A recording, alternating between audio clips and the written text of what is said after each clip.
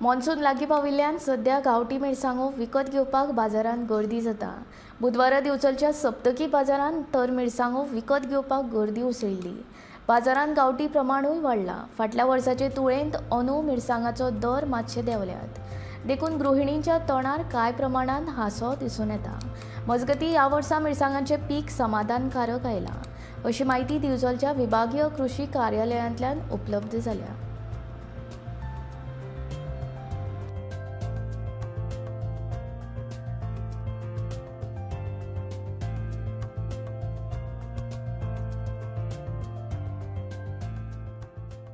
मिरसांगे 750 600 गावठी मिरची 850 रुपये। जास्त लोक आकर्षित गावठी मिरचीचेच जातात। ही भायली जामोटीचे 650 मेरेन दर आसता। गावठी मयाचे 6 मेणकुड्या ह्या गावात सध्या 750 सब म्हणजे लोक व्हरपाक येतात। हो येता भरपूर। सो तुम्ही जाणा आसतले ऑलरेडी आमचो रबी सिजनाची जी मिरची लागवड आसली सो ती ऑलरेडी त्यांची हार्वेस्टिंग करून मार्केटान आयिल्ली आसा। सो पोरच्या वर्सा अशें जाल्लें की चडशी मिरसांग आमची due to disease infestation pest infestation खुबशी मिरसांग पिड्यार जाल्ली, लीफ कल आयिल्लो। सो ताका लागून पोरू मिरचेची जो दर आशिल्लो तो हायर सायड गेल्लो, 1000-1200 अशे रुपयान सगळे कडेन मिरसांग मेळटाली।